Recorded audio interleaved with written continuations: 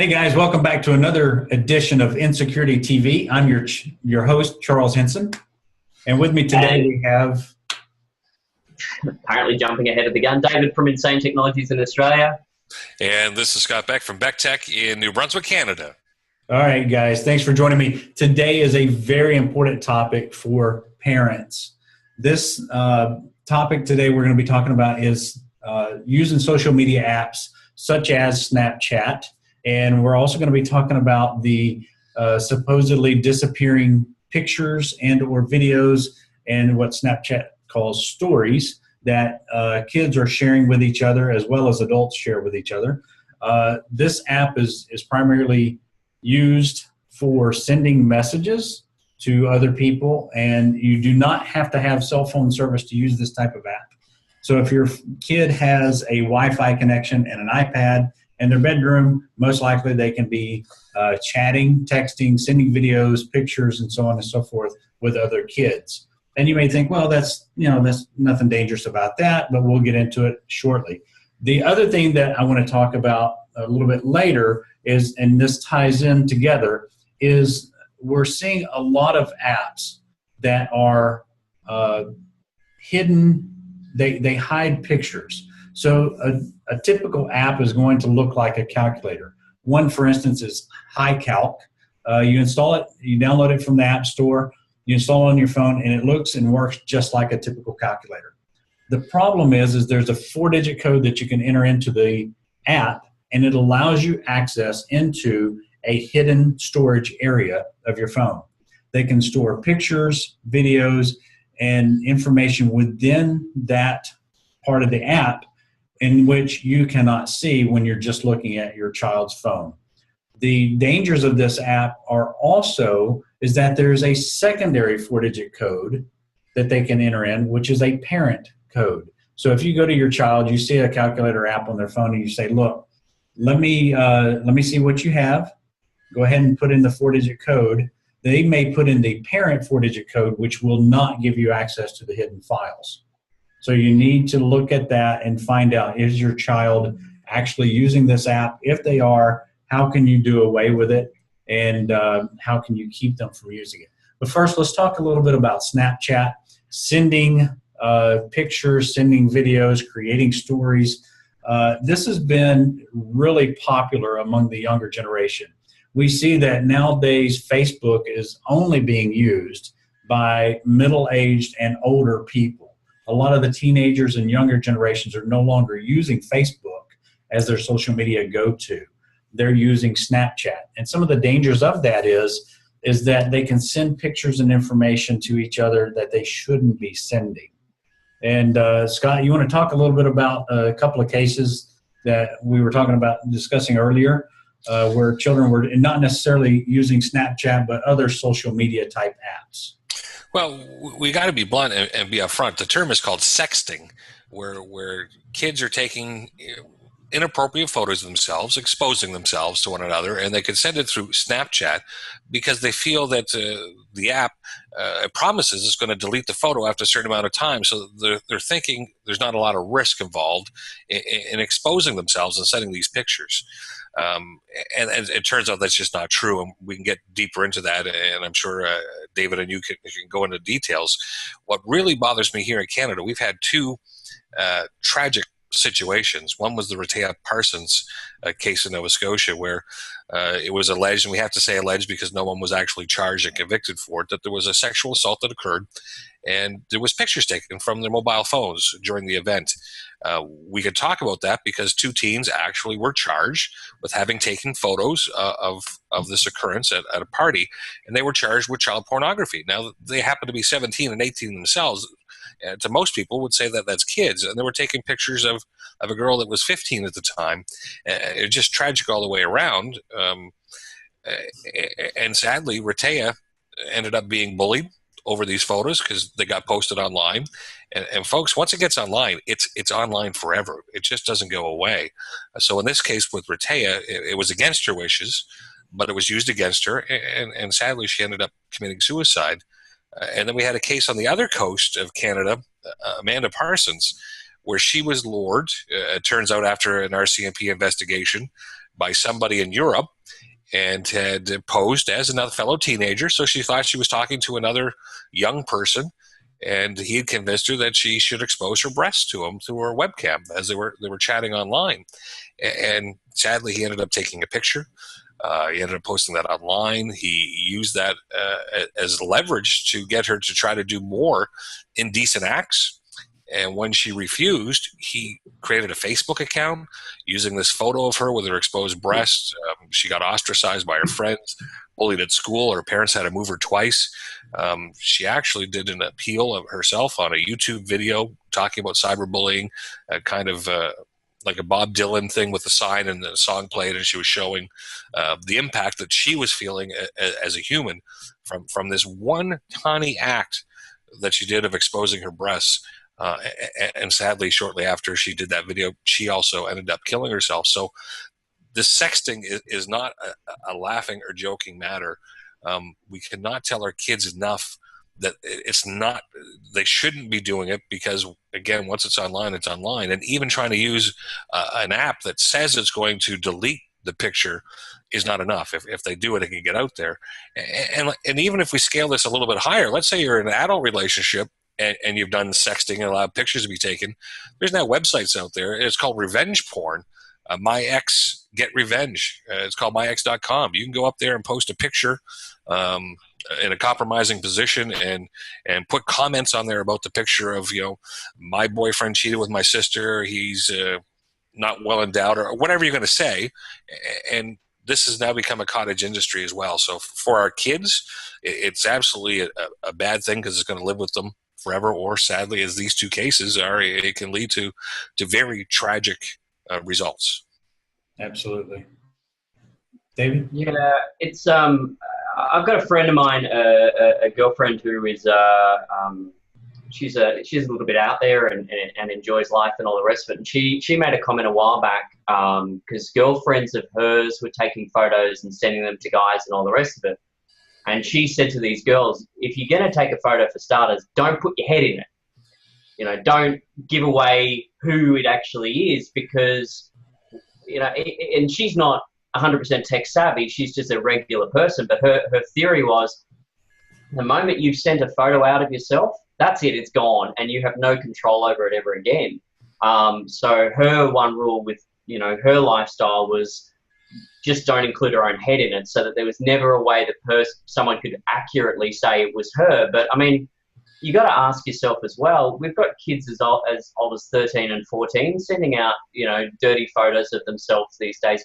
What's going on in the world that suddenly those children at such a young age want to sexualize themselves and put themselves in this position where, they're potentially exposing themselves without considering, what's going to happen in the future. I've had a couple of people work for me who use Snapchat, and quite literally it was for basically sending photos of their breasts to their girlfriends and joke about it and everything else. But somewhere down the track, you're going to turn around and go, hey, that's mum, and look what she's doing. Is that something your kids are going to want? And I know we look at it now and go, I was enjoying life and I was being free and all the rest of it. But I think we need to take a step back and assess the long-term damage. Yeah, and definitely we need to talk about this to our teens, because even though these apps say that they're going to delete the image or the video, there's now in-app purchases, so they can actually go back and re-watch the video that was sent, or review the picture that went away after just a few seconds. Now, the other problem with sending these type of images or receiving them on your phone is that you can take a screenshot of your phone, and now you can store that image. Where you think, well, I looked at my kids' images and I don't see anything in there that's out of the ordinary. Well, the problem is, like we were talking about earlier with the HiCalc app, and that's just one to name hundreds of them out there now. The app works and acts just like a calculator. It can sit on the phone, and with a 4-digit code, it can now have a storage container, and they can hide those sex-type images in there and those videos. And you cannot gain access to them, being the parent, unless you guess what their 4-digit code is. And, you know, there's a lot of dangers in that.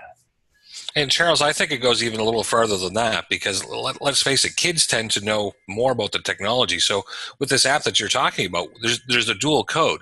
So the kids know that at some point there's going to be a news story or parents are going to learn about it. So they know to put the non-offensive pictures in that first code area. So when they show it to you, mom and dad, look, I'm not doing anything wrong. It's just me and the boys out at the park, or me and my girlfriend, and all perfectly legit. While there's the second hidden spot where there's stuff that they don't want you to know about.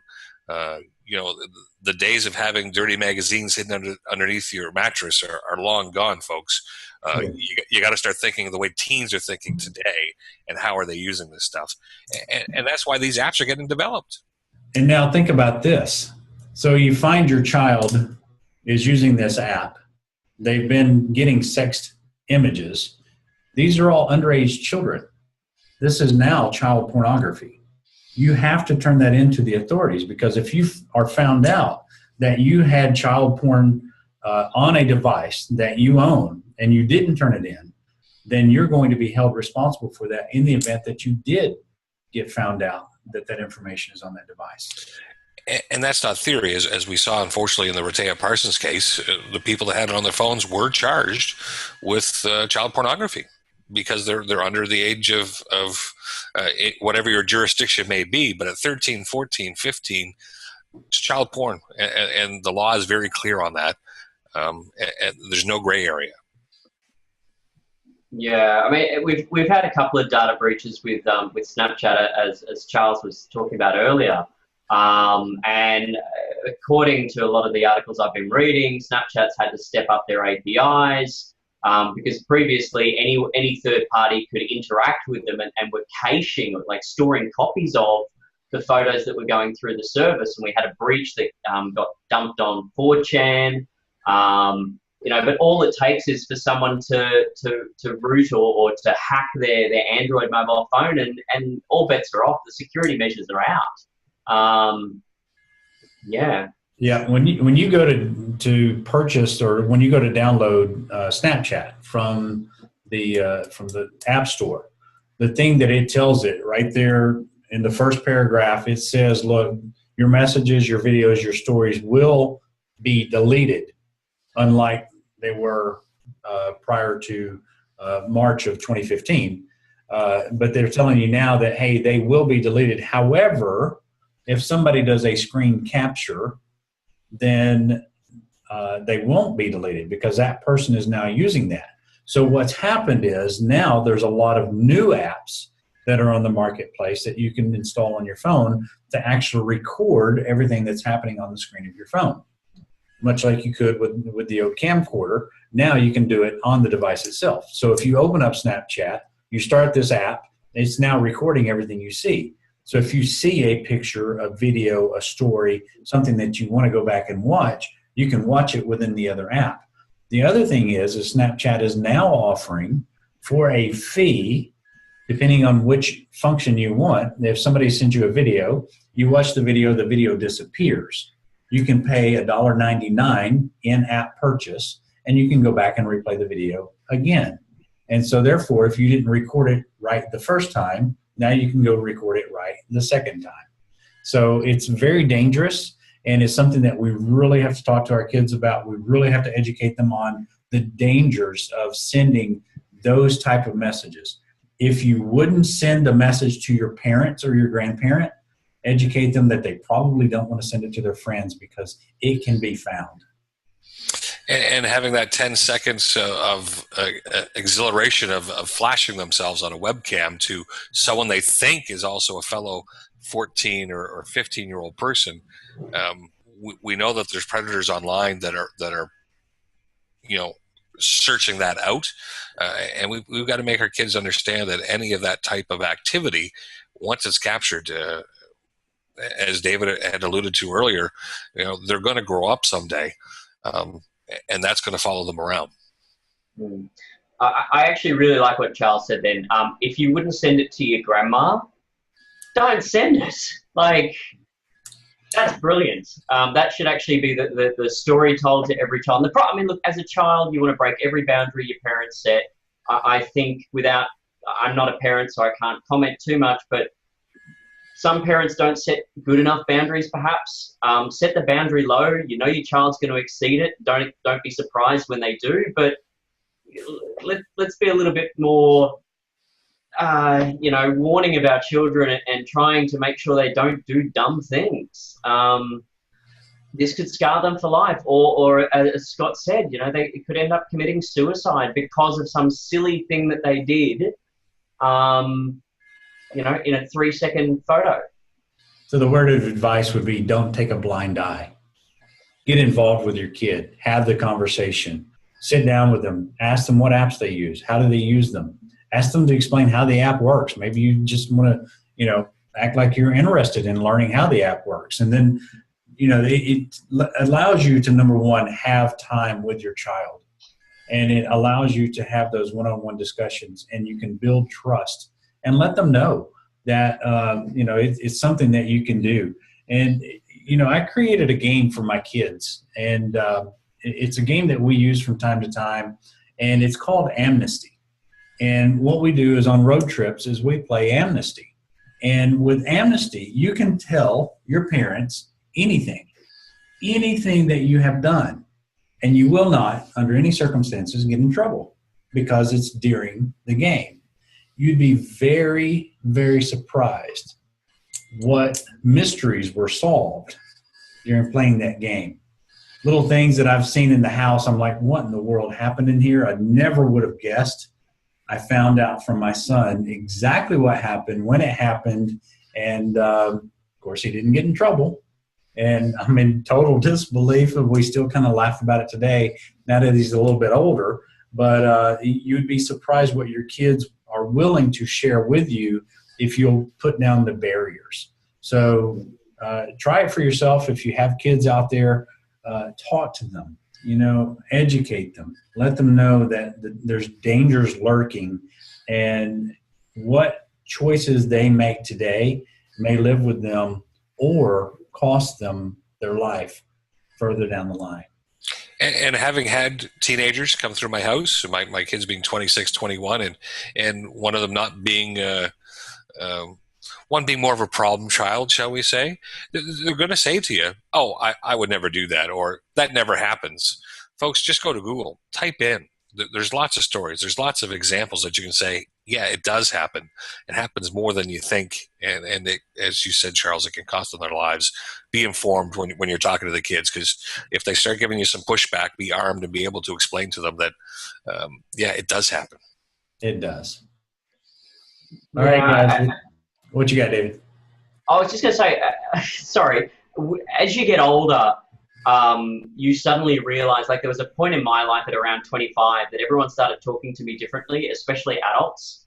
And suddenly we'd have dirty jokes and everything else. And it made me realize there's this line where you're a child and we don't talk about adult things. And then you're an adult and we suddenly talk about adult things.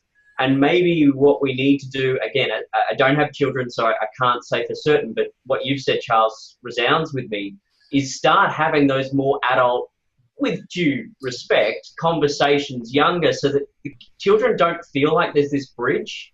Because it definitely felt to me like all of a sudden I wasn't allowed to talk about those things with adults, and then all of a sudden I was thrown into talking about them, and I went, that was weird. So yeah, maybe bring it forward and be honest with kids. Yeah, I started talking to my kids about drugs at about 14. That's when we sat down and had the cold hard talk, discussing what it is, how they affect people, the dangers of them, and why they shouldn't try them, and how they're going to feel the teen pressure from everyone around them.